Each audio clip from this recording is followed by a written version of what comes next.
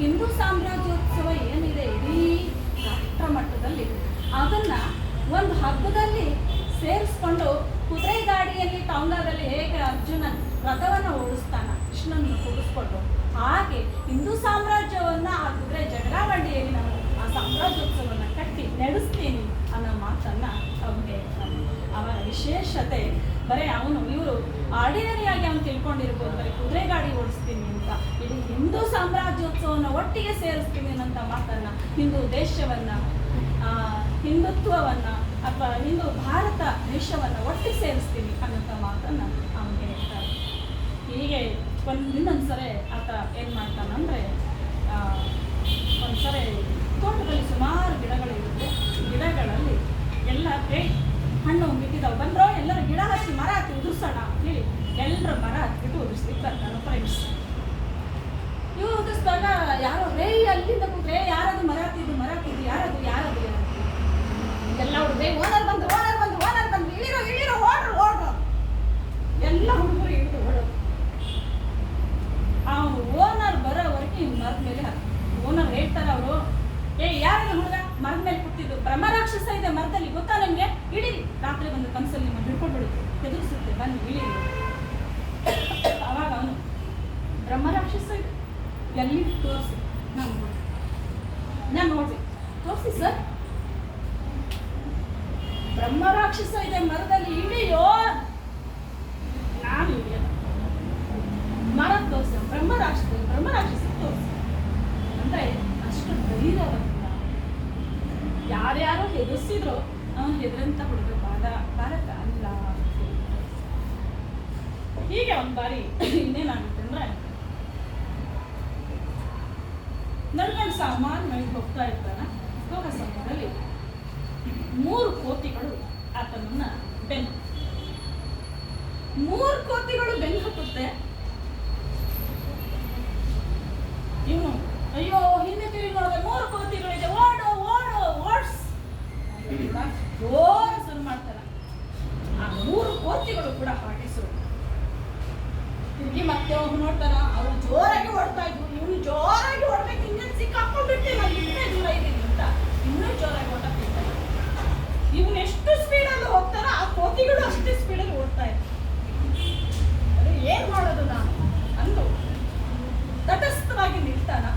ನಿಂತ ತಕ್ಷಣ ಹಿಂದೆ ಹೋಗ್ತೀರಿ ಇವನೇ ನಿಂತ, ಆ ಕೋತಿಗಳು ಹಾಗೆ ಇವನು ತಿರುಗಿ ಹೇಗೆ ನೋಡ್ದ, ಆ ಕೋತಿಗಳು ಕೂಡ ಹಾಗೆ ತಿರುಗಿ ಇವನು ಈ ಕಡೆ ತಿರುಗಿ ಕೊಡಕ್ ಶುರು ಮಾಡ್ದ, ಆ ಕೋತಿಗಳು ತಿರುಗಿ ಆ ಕಡೆ ಕೊಡಕ್ ಅಂದ್ರೆ ಇದರ ಅರ್ಥ ಏನು ಅಂದ್ರೆ, ನಾವು ಎಲ್ಲಿವರೆಗೆ ಸಮಾಜದಲ್ಲಿ ನಮ್ಮನ್ನು ಎಲ್ಲಿವರೆಗೆ ನಾವು ಸ್ಟ್ರಾಂಗ್ ಆಗಲ್ಲ ಅಲ್ಲಿವರೆಗೆ ಜನ ನಮ್ಮನ್ನು ಹೆದರ್ಸ್ತಾ ಇರ್ತಾರೆ, ನಾವು ಹೆದರ್ತಾ ಇರ್ತೀವಿ.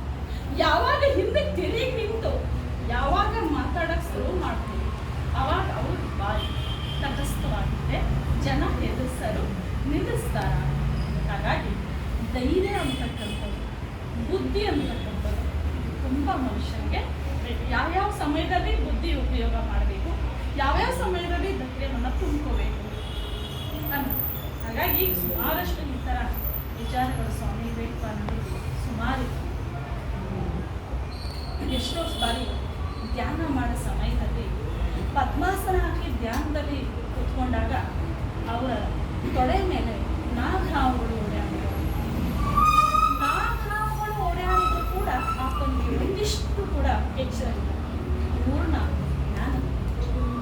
ಒಂದ್ಸರಿ ರಾಮಕೃಷ್ಣ ಪರಮಹಂಸರು ನೋಡಬೇಕು ಅಂತ ಹೇಳಿ ಯಾರೋ ಹೇಳಿದ್ರ, ನಿನಗೆ ಆಧ್ಯಾತ್ಮದ ಬಗ್ಗೆ ತುಂಬ ಒಂದಿದೆ ಅಲ್ಲಪ್ಪ, ಹಾಗಾಗಿ ನಿನ್ನ ಗುರು ಯಾರು, ನನಗೆ ಗುರು ಯಾರಿಲ್ಲ ಹೋಗು ರಾಮಕೃಷ್ಣ ಮಠಕ್ಕೆ, ರಾಮಕೃಷ್ಣ ಮಠದಲ್ಲಿ ಸ್ವಾಮಿ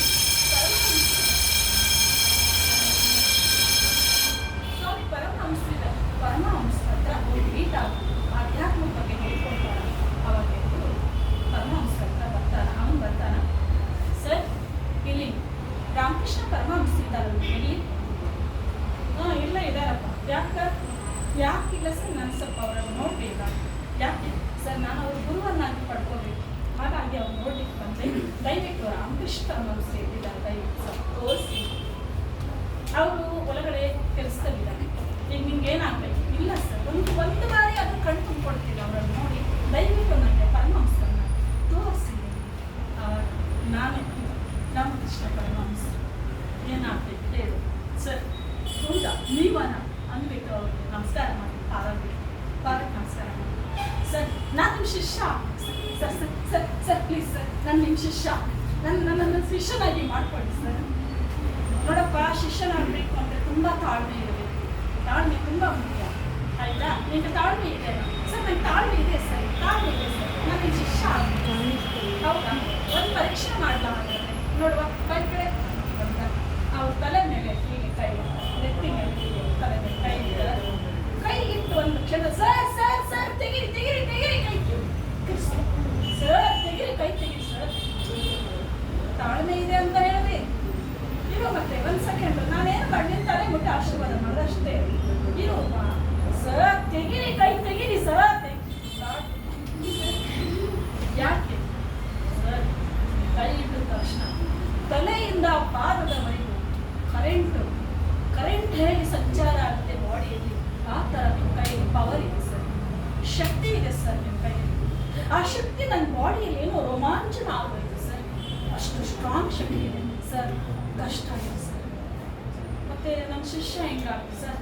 ಪರವಾಗಿಲ್ಲ ಸರ್, ಎಷ್ಟೇನು ಪರೀಕ್ಷೆಗಳನ್ನು ಹೊಡ್ತೀರೋ ಎಲ್ಲ ತೋರಿಸಿ ಆ ಪರೀಕ್ಷೆಗಳು ಪಾಸ್ ಆಗ್ತೀವಿ ಅಂದು ಹದ್ದಿನಿಂದ ಅವರು ರಾಮಕೃಷ್ಣ ಪರಮಹಂಸರ ಶಿಷ್ಯರಾದರು. ಇವತ್ತಿಗೆ ಕೂಡ ಬಸವನಗುಡಿಯಲ್ಲಿ ರಾಮಕೃಷ್ಣ ಪರಮಹಂಸ ಮಾತಾಡಿದ್ರು. ಯಾವತ್ತಾದ್ರೂ ಸಮಯ ಸಿಕ್ಕಾಗ ಆ ಥರ ಸ್ವಾಮಿ ವಿವೇಕಾನಂದರು ಕೇವಲ 39 ವರ್ಷಗಳ ಕಾಲ ಬರೀ 39 ವರ್ಷ. ಬರೀ ಅವ್ರ ಉದ್ದೇಶ ಚಿಂತನೆ ಇಷ್ಟೇ ಇತ್ತು. ನಿನ್ನ ಕನಸು ಏನು ಅಂದರೆ, ನನ್ನ ಕನಸು ಇಷ್ಟು ರಾಷ್ಟ್ರಗಳಿದೆ ಇಲ್ಲ, ಇಷ್ಟು ರಾಷ್ಟ್ರಗಳ ಮೇಲೆ ನನ್ನ ರಾಷ್ಟ್ರ ಮೇಲೆ ಇರಬೇಕು, ಎಲ್ಲ ರಾಷ್ಟ್ರಗಳ ಮೇಲೆ ಇರಬೇಕು ಅಂತ. ಅದರ ಸಂಸ್ಕೃತಿ, ಗುರಿ, ಉದ್ದೇಶ, ಶ್ರೀಮಂತ, ಹೃದಯ ಶ್ರೀಮಂತ, ಎಲ್ಲ ರಾಷ್ಟ್ರಗಳಿಗಿಂತ ನನ್ನ ರಾಷ್ಟ್ರದಲ್ಲಿ ಕಲ್ಚರ್ ಮೇಲೆ ಇರಬೇಕು, ಅದು ನನ್ನ ಆಸೆ. ಹಾಗಾಗಿ ದೇಶದ ಬಗ್ಗೆ, ರಾಷ್ಟ್ರದ ಬಗ್ಗೆ, ಅದರ ಬಗ್ಗೆ ತುಂಬ ಕಳಕಳಿ ಇರ್ತಕ್ಕಂಥವ್ರು. ನನಗೆ ಯಾರು ಜಯಂತಿ ಆಚರಿಸಿಲ್ಲ ಅಂದ್ರೂ ಕೂಡ, ಸ್ವಾಮಿ ವಿವೇಕಾನಂದ ಜಯಂತಿ ರಜಾ ಇದ್ರೂ ಕೂಡ ಏನಾದರೂ ಆಚರಿಸ್ತಾರೆ. ಅದು ಸುಮಾರು ವಿಚಾರಗಳಿದೆ. ನಾನು ಕೇವಲ 1% ಅಷ್ಟೇ ನಾನು ಹೇಳಿದೆ. ಸುಮಾರಷ್ಟು ವಿಚಾರ ಕೇಳ್ತಾ ಇದ್ದಾಗ ನಮಗೆಲ್ಲ ಒಂಥರ ಆ ಜ್ಞಾನ, ಎಲ್ಲೋ ಒಂದು ನಾಲೆಡ್ಜ್ ಅದು ನಾವು ತಿಳ್ಕೊಂಡಾಗ ಎಲ್ಲ ನಮ್ಮಲ್ಲೇ ಒಂದು ಶಕ್ತಿ ಉದ್ಭವ, ಒಂದು ಎನರ್ಜಿ ಬರುತ್ತೆ. ಹಾಗಾಗಿ ಪ್ರತಿಯೊಬ್ಬರು ಓದ್ತಕ್ಕಂಥ ರೂಮಲ್ಲಿ ಸ್ವಾಮಿ ವಿವೇಕಾನಂದ ಒಂದು ಭಾವಚಿತ್ರವನ್ನು ಇಟ್ಟು ಮನೆ ಏನೋ ಅವ್ರ ಕಣ್ಣನ್ನು ಒಂದು 5 ನಿಮಿಷ ನೋಡಿ, ಏನೋ ಒಂದು ಅವ್ರ ಕಣ್ಣಲ್ಲಿ ಅಗೋಚರ ಬೆಳಕು, ಚೈತನ್ಯ, ಶಕ್ತಿ ಅದು ಸಿಗುತ್ತೆ. ಯಾವುದೇ ಜಾತಿ, ಧರ್ಮ ಆ ಥರ ಯಾವುದು ನೋಡಿದವರೆಲ್ಲ ಅವರು ಹಿಂದೂ ದೇಶವನ್ನು, ಹಿಂದೂ ಭಾರತಕ್ಕೆ ಹಮಾರ ವ್ಯಕ್ತಿ. ಹಾಗಾಗಿ ಎಲ್ಲರನ್ನೂ ಸರ್ವಧರ್ಮ ಸಮಾನತೆಯಿಂದ ನಡೆಸಬೇಕು. ಹಾಗಾಗಿ ಇವತ್ತಿನ ದಿವಸ ಆ ಜಯಂತಿಯನ್ನು ಸ್ವಲ್ಪ ಮಟ್ಟಿಗಾದರೂ ವಿಚಾರವನ್ನು ತಿಳಿಸಬೇಕು ಅನ್ನೋ ದೃಷ್ಟಿಯಿಂದ ನಿಮ್ಮ ಬಾಯಿಂದ ಹಾಡು, ನಿಮ್ಮ ಬಾಯಿಂದ ಒಂದಿಷ್ಟು ಪ್ರಶ್ನೆಗಳು, ನಿಮ್ಮ ಬಾಯಿಂದ ಒಂದಿಷ್ಟು ಸ್ಪೀಚ್ಗಳು, ಅವ್ರ ಬಗ್ಗೆ ಮಾತಾಡಿದಾಗ ಎಲ್ಲ ನಾನು ಮಾತಾಡಿದಂಥ ಮನಸ್ಸಿಗೆ ಒಳಗಡೆ ಆನಂದ, ಒಂದು ಖುಷಿ ನಾನು ಮಾಡ್ತೇನೆ. ಆ ಖುಷಿ ಎನರ್ಜಿ